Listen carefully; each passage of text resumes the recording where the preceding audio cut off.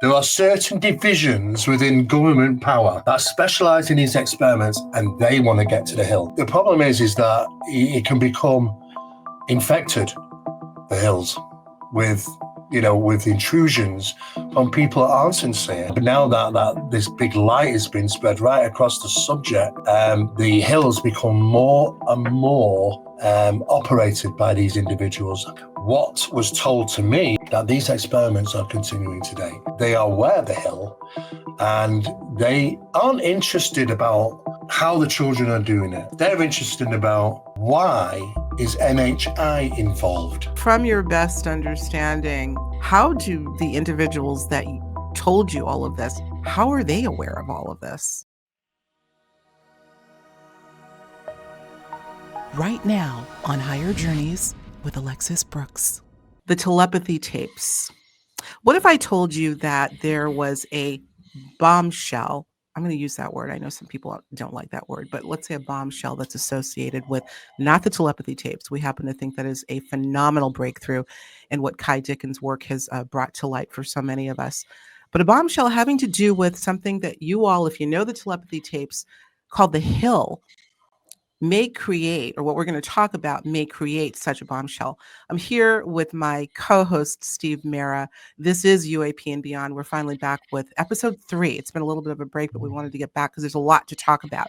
And today we thought we would really bear down on the telepathy tapes, this amazing podcast produced by Ky Dickens with the incredible research of Dr. Diane Hennessy Powell and all that it has brought to light, not just to those of us that follow this sort of thing, these sorts of subjects within the larger framework of the metaphysical realm, but so many lay people, Steve, have become, and I say lay people that wouldn't otherwise be listening or watching this sort of information are really finding themselves tuned in. And I would dare say perhaps intuitively prompted to do so.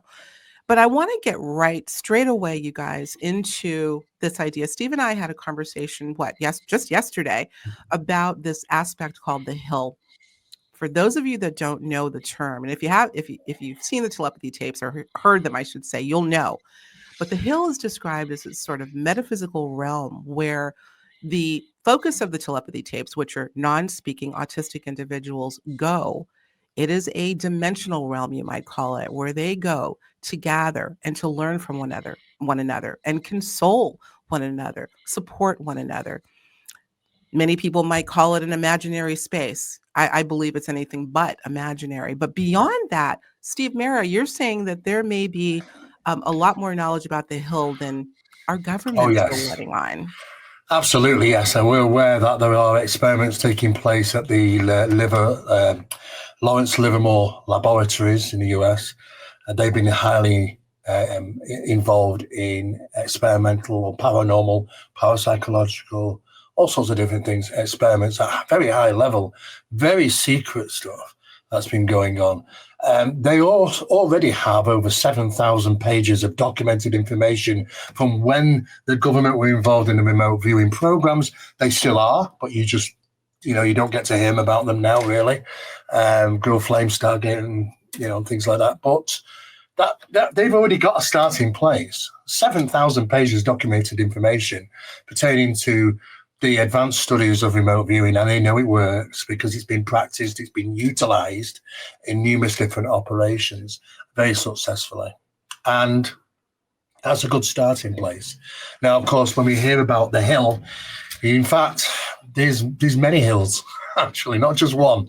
There are many hills, and these have been referred to as ascension points. Now, ascension points comes up time and time again in biblical or historical documents. We refer to communications with the deities, the gods, other life forms in places of ascension, high ground, usually mountaintops. And this is why you get all these references such as the Greek gods. Gods of Olympus was on top of Mount Olympus, Mount Horeb or Mount Moses climbing Mount Sinai. The Nephilim that came down to earth, landed on a mountain. People used to ascend, and they still do in the Holy Lands. And we say the Holy Lands, like India, and many Eastern other countries, they traverse hundreds of miles, thousands of people, to what is referred to as the Holy Caves, which is a caves found at high altitude. And this is where they go to communicate.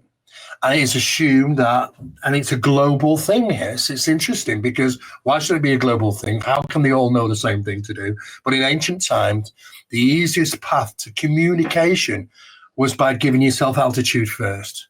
These were referred to, you had to ascend a mountain. So these became ascension points. The Buddhist monks, the Buddhist monks have the temples on the top of mountains.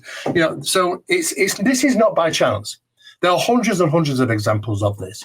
So when you start to hear about references of the hill, and in fact there are many of these hills, that it is described as a telepathic chat room for those that can do so, for those that can make it, of course. Now, on attending maybe for the first time these chat rooms through consciousness, it's a consciousness route to an ascension point. It's described as, it literally is a hill. I mean, it's beautiful colours and purples and pinks and things. And there are intelligences, not just spiritual intelligence from humankind. There are others, what we might refer to as entities or non-human intelligences. Right. Now, they are defensive. They are guarding, because if you're kind of a newcomer that turns up on the scene and you start asking too many questions, or because it's like, as been described, you get these pods on the hill. And these pods are people, say 20 or 30 people, which have been communicating with each other for a long time. And let me just get it straight. This has been going on for a long, long time. And now we're only realizing about the telepathy tapes. Wow, what the hell's going on here? Well, it's been going on for a very long time. Of course, we were not in, we weren't supposed to know. We were invited to the party, in a sense of speaking. It is for the individuals with certain abilities that are gifted through other, it could be brought on by some other psychological problems. We talked about autism and numerous other things, but there are ways to get there. And when you actually get there, the stories is that you're kind of challenged initially. Who are you? Why are you here?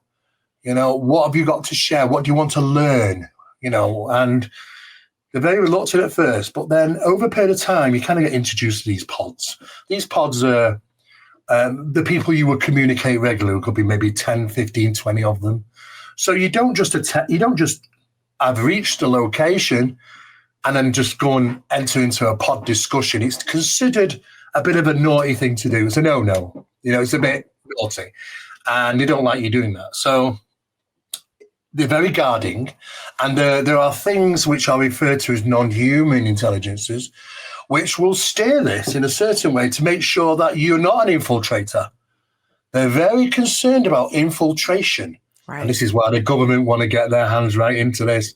And this is why they're doing it. And when we talk about the hill, they are physically a hill. It's the highest points, the ascension points, which are used for these communications. Right. Well, I definitely want to get into what you've learned from some of your sources, let's just say, of which Steve wouldn't even reveal to me who they were. It's not that important as we were talking, but you are going to get into some detail. But I do want to make reference, excuse me, Steve, to, I believe it was in episode 3 where the hill was introduced into the Telepathy Tapes podcast, but it became a major focus of the narrative overall, and people found a lot of interest in it. And in one particular episode, I can't call it offhand, but where teachers were being interviewed about their own telepathic instances with some of these non-speaking individuals.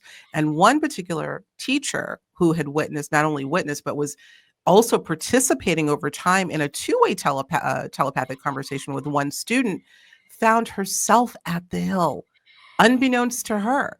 I don't think she was trying to go there, but she was allowed passage into the hill. Do you know what I'm talking about? Yes, I know. It was assumed that maybe she was helped, assisted in some way to be able to actually experience this. But she did experience it herself. What is interesting is that there's a lot of work that's been done, and it continues to be advanced work in regarding the evidence that builds up, because we have confirmation. I mean, for an example, there are people on the other side of the world which have been going to the Hill, communicating and obtaining teachings, because not only is the Hill about sharing information, it's also a place of teaching. And people will share many things even in regards to obtaining information of future events and sharing information of future events. So it's very interesting. And when we talk to these people on the other side of the world, and they will say, this is the person I'm talking with, and this is what they're talking to me about, then the research has been done to find the other individuals. And they have done on a number of occasions. And it turns out because they're not aware that communications has happened already with these other people on the other side of the world. But when asked the question, they're relaying exactly this right information, what they're saying, that they were talking, they were in discussions, and the evidence is there. And they've done this a number of times, which proves the fact that these communications are actually happening. Now, it's no surprise. Anybody that's in the parapsychological circles will realize very quickly that there's been a lot of telepathic tests done over the years, yes. And some of them have been exceptionally successful. Weizmann Institute, for one thing, they did one a number of years ago. We were just communicated telepathic information from India to the other side of the world, and it was achieved. So we are aware that through expanded consciousness, there is capabilities to be able to do this, but to do this on a global basis, which has been going on behind our backs and secretively with these individuals for a long time. Mm-hmm. And now suddenly we're aware the kind of game's up. We now know about the Hills, guys. And I know that you are communicating. This is a place for you to be able to communicate and teachings. But what's really interesting, because the show is called UAP and Beyond, and the reason is because there are non-human entities also associated to this process, which appear at the Hill and communicate with individuals. So that expanded consciousness is far more than just brain-to-brain communication, because this is how they used to refer it to many years ago when doing tests, maybe 15 years ago. They used to call it brain-to-brain communication. Mm-hmm. And they thought that because the brain puts out waves of information, it can be picked up and interpreted by another individual 10, 20, 30 feet away. But these people on the other side of the world, there's no way. It is brain-to-brain communication. There's much more going on than meets the eye. Absolutely. I'm thinking of other names. I until you and I spoke about the significance of the Hill, and I said to you, where did the name come from? And that's where we're going to, guys, get into a little bit deep into the government's own definition of the Hill. But as the Hill was described to me, as I learned about it within the context of the telepathy tapes, it reminded me of a story that I believe you know the name PMH Atwater, who's a very well-researched and experiencer of the near-death state. And she had a very interesting sort of serendipitous situation happen to her and this was personally something that she experienced, where one day she was at a mall, and she describes this so specifically. She said she's literally just walking through the mall, and she happens to observe two families coming from completely different directions. Each of them had, I believe, a little boy about the same age with them, coming from different directions. As the two families got closer, they'd never seen each other before, the two boys run up to each other and embrace. And the parents are just perplexed, obviously, like, do you know this little boy? And the other parents said, do you know this little boy? PMH, I said serendipitously because of the work that she does, happened to be witnessing this whole thing. And she somehow managed to overhear the conversation. And the boys, Steve, went on to explain that they knew each other from what they called night school. Night school is where they would go in a certain state. And she never mentioned anything about them being autistic that I know of, but that's how they knew each other. And they embraced as if they were best friends. And PMH, being the, outspoken or, not shy at all, apparently started quizzing the parents. Are you sure you don't know each other? No. As a matter of fact, one of the families came from a different state. They were really just visiting the area and happened to go to this mall. So you got the term night school. I don't know that it's just called the Hill. I think there is some significance to that, but speak to that. Well, I mean, if we could go back in time to Whitley Strieber's book, Secret School. you know, when NHI were teaching children, you know, so, you know, there are different references to this, but what's interesting is that how to get to the hill. Does everybody have to have some form of psychological disorder of some sort to be able to get there? The answer is no. You know, individuals can. There are methods of being able to do so. But the problem is now that the main concern is for those that use the hill is the information is out, and is there going to be people in government practice, because we know that they're heavily involved in practices like this secretively, that are going to be intrusive and basically end up at the hill trying to find out about communications with NHI. So that's a bit of a thing that's circulating around at the moment about how now it's out. How do we protect the location? Right. Now, you told me yesterday, Steve, that you had an insider that you spoke with that gave specific details on government's knowledge of the Hill, maybe even before the popularity of the telepathy tapes came out. I want you to go only as far as you feel safe going, but I want you to share with all of us what it is you found out. Well, what's really interesting is that this has been on the cards for a while. I mean, though that many refer to it as the Hill, there has been other names for it in the past. It's nothing new. It's been going on for quite some time. But when it was first identified, they thought they could utilize that process of getting there through mediumship and meditation. Now, meditation is used because we know that there are some children that struggle to get to the hill. And to do that, they have to literally bury their heads in with like 4 pillars just to cut out the sound of the world around them. It's so difficult. Absolutely. Not to cut you off, but one of the autistic individuals, JP or John Paul, I believe, who sadly passed away, that's exactly what he would do because he was so overwhelmed by noise. He would go upstairs to his room, take a bunch of pillows, and shut out the noise. Okay, go ahead. Yes, there's a number of them that have been doing that because they're shutting out the noise. That process, there's a process in meditation that you can do that. And that's the whole point of the meditation, is not to try and expand your consciousness where you're leaving your body or communicating with something. But the first thing is management, is how to become quiet. In other words, the external sounds disappear. Once all that is blocked out and gone, then you can start to focus as to what you're going to do. You're going to communicate, you're going to go somewhere. You know, that's what it's for this expanded consciousness. But the process is shedding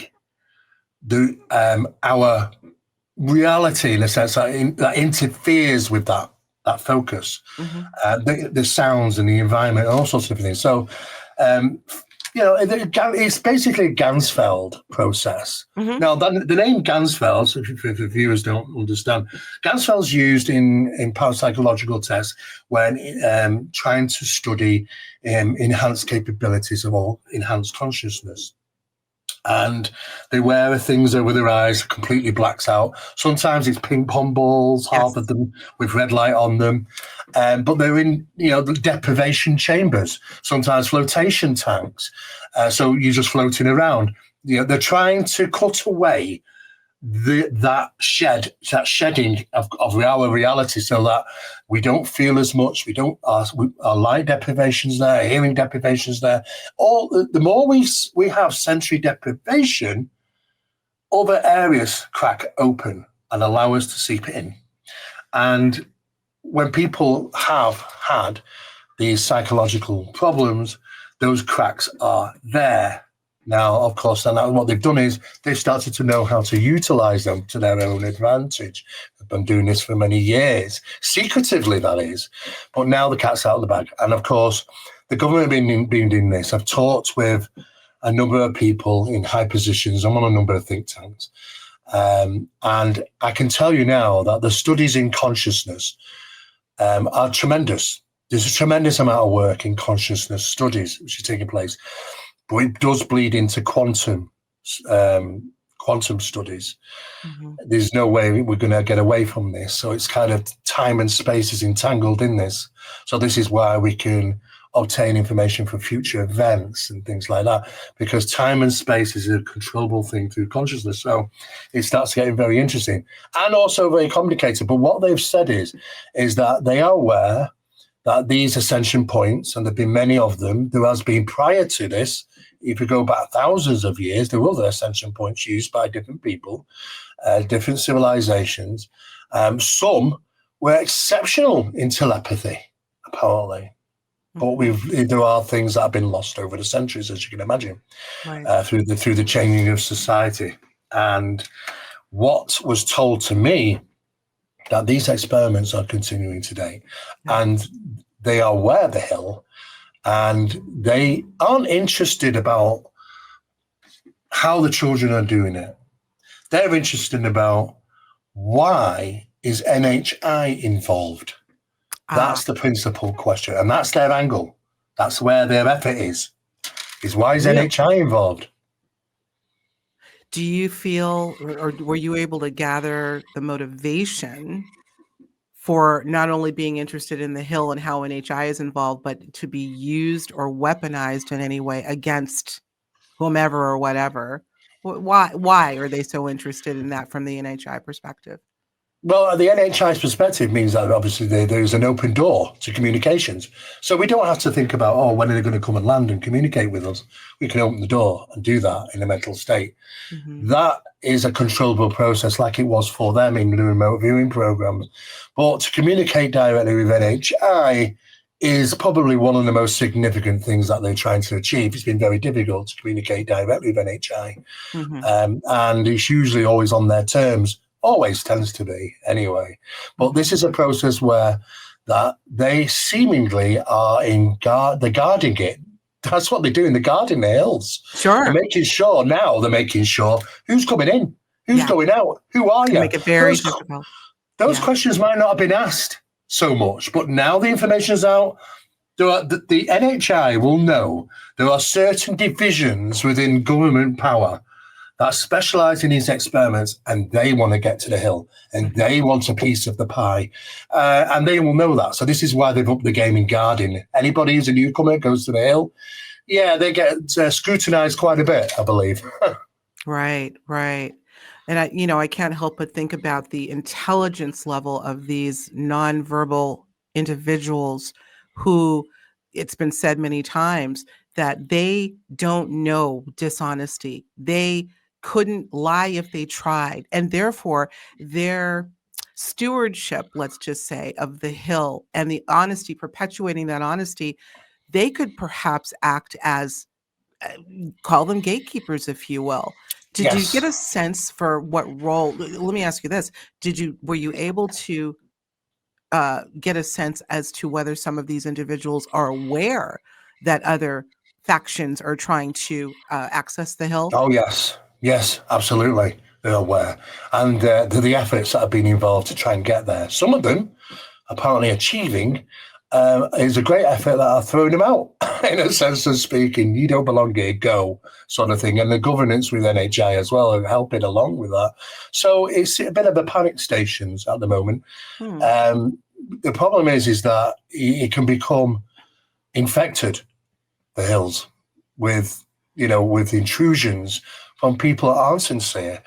But NHI will see through that, and I suppose many other people might see through that. They've got the gifts, but it's alerting and it's a problem.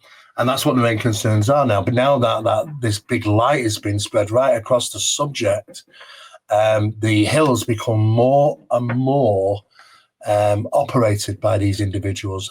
I mean, they were communicating backwards and forwards. Hundreds of people might appear on the hills. But since the telepathy tape came out and the information ended up on the internet and in documentaries and interviews and radio shows and things like that, there are people there were like 4,000, around about 4,000 communications going on this hill, because they have the excitement and everybody wanted to know, when's the documentary coming out? When's it? And this is the communications that are going on at the time. Mm-hmm. But NHI were there, and NHI can seemingly appear to be discs, funny enough, of various colours that can pass through the ethereal body. So I don't know what that actually means. It's information I've been shared with, but I don't actually know what that means. Or maybe is it a form of checking how sincere you are? I'm not too sure, but they're Right. definitely gatekeeping. They've Yeah. upped their ante. Absolutely. Were there any specific race of beings that were noted as being a part of this? Meaning the tall whites, the mantis, Yeah. and not that that's I did incredibly ask. important, but I think it's worth Yeah. just asking. I did ask that question and I got shrugged shoulders. Maybe that if they do know, they're not telling me, or they don't know. One of the two. But I've not been given any information as to, well, what did the NHI represent? Well, the NHI have took an arm over the hills in a sense of leadership and Right. protection, to making sure that it's maintained properly, because now there is some concerns that people are going to Right. come in from the back door, and start infiltrating, in the sense of speaking. Right. From your best understanding, without again you spilling the beans and revealing, how do the individuals that told you all of this, how are they aware of all of this? Well, there are group meetings, there are special think tanks that take place, and there are communication strands between these secret meetings that people have. It's highly confidential, and you get to hear things which you're not allowed to talk about. You are vetted before going, even invited into a think tank. Mhm. But when you start to realize that person knows this person knows that person, and I know that person, I didn't know he was connected with him. And this is a lot is going on. The have lent more, and a lot of the work that the government have been doing have lent into the parapsychological realms over the last 6 years, a lot more than ever before, Hmm. because they know fundamentally there's a big part here, and they're starting to ask some of the big boys, the professors, about how does this work? How does that expanded consciousness work? What is the meditation? And how can it be used in what we've done? Because we've been involved in telepathy tests. They've been involved in telepathy. They've Mhm. been involved in remote viewing programs. They've been in secretive PK programs. They've been involved in psychological warfare by psyops. So they're trying to figure out, okay, so what how does it fit with us? And what can we use that you can give us to help us build an established route of communication with NHI? That's what the main things are at the top, communication with NHI, because NHI are very rewarding, they can be. And this is why, people will have items that they're selling secretively, painted items, which have been obtained through NHI for millions and millions of dollars, but we don't get to hear about that. But Mm. it can be very, very rewarding, not just for weaponizing, but for technology. And that's the number one thing. So it's not so much about, oh, this is incredible. And it is, and let's not take it away from that. It is incredible what's been going on. It's been going on for a long time. And now we know what's been going on. But it's more for them is, oh, right, okay, so you mentioned NHI. This is where our interest lies, because this is where we want to be able to communicate with them. And that with communication becomes knowledge and even gifting. We refer to as gifting. Absolutely. Wow, there's so much here. I can't say enough about what these tapes and this podcast has done for more of a mainstream knowledge of the legitimacy, even with all of the the naysayers about this.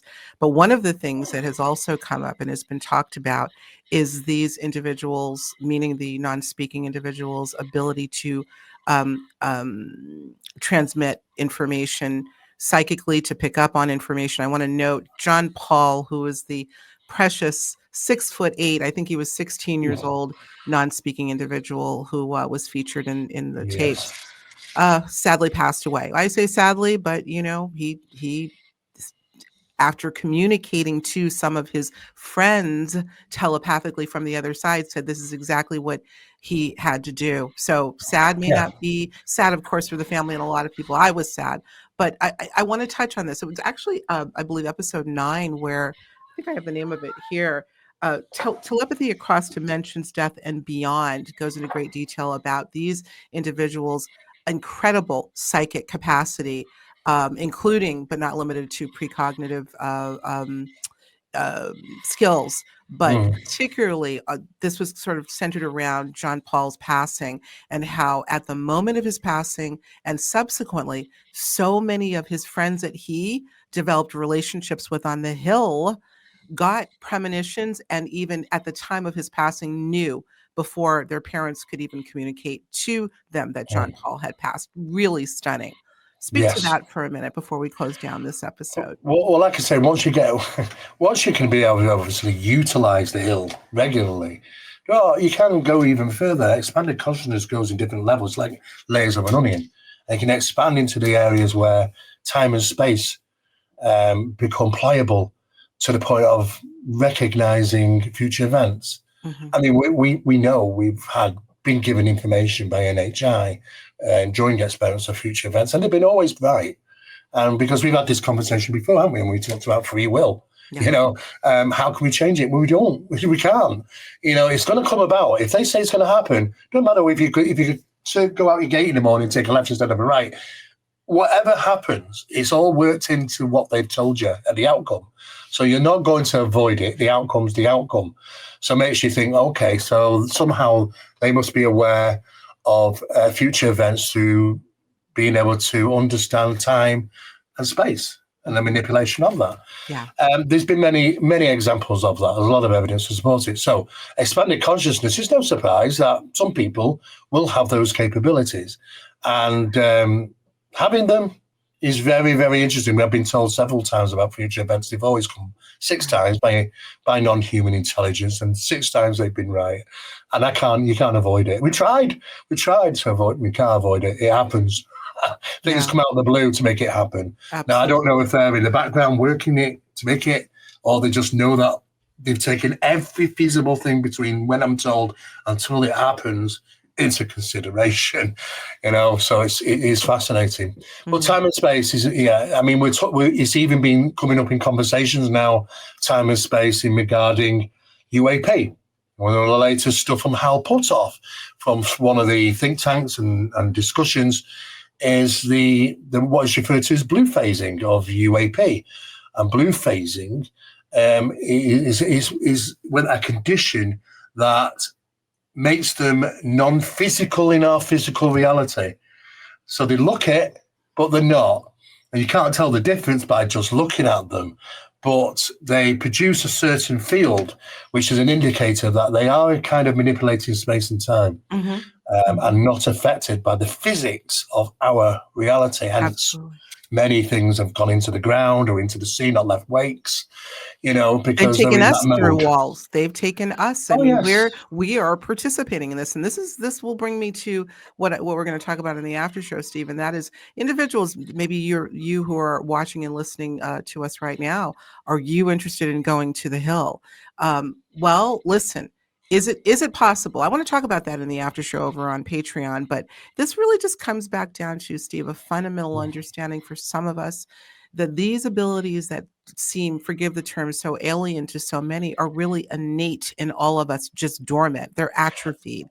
And so It seems like there's a renewed interest perhaps in taking this out of dormancy. So I want to talk about that. Yeah. I totally agree, because it's now 2025. Why now are we just finding out about the Hill? And because they've been at this for a long, long time. And you know what? They weren't sharing it with their parents. They weren't sharing these places saying, oh, this is the Hill and this is that, and getting people together and scientists. No, it was kind of, this is our place.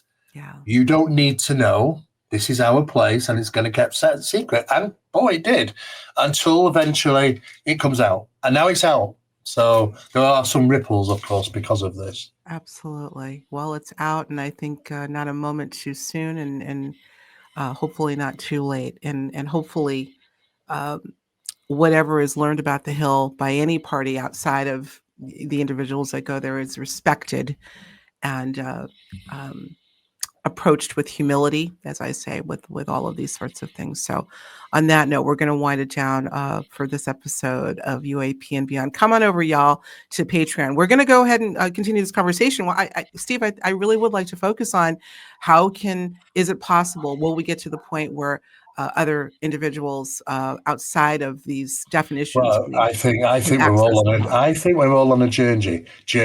Yeah, And even in a very short space of time, we are seeing new things turn up in the human. Yeah, things that might think that we are still under development. Yeah, I love it. Let's leave it there. We're under development, not arrested development. Under development. All right, Steve. Thank you so much. Come on over to Patreon, y'all. Let's continue the conversation. We'll talk to you real soon. Oh, by the way, make sure that hit that like button. Please hit that subscribe button. I'm not going to go down the road of what's going on with YouTube right now. We need your support. Tell YouTube you want to hear more of this. You want to watch more of this. So please go ahead. Let us know that you enjoyed the conversation so we can have more of them. Okay? All right. Thanks, guys. We'll talk to you real soon. Bye.